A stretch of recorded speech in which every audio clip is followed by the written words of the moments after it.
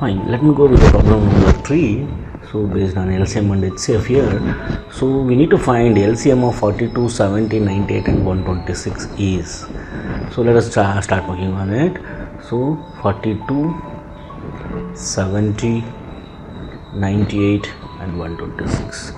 Start dividing by 2, right? 2 21s are, right? 2 35s are, 2 49s are, 2 6 are, 3s are 63. So now what I can go, I can directly go with the 9, 7 7, right?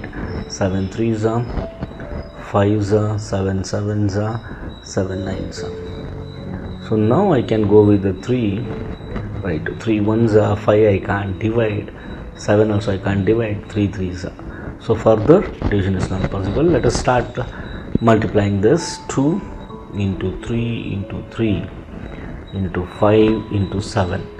So 7 into 7. So now 3 twice is there, 5 once, right? Now 2 once, right?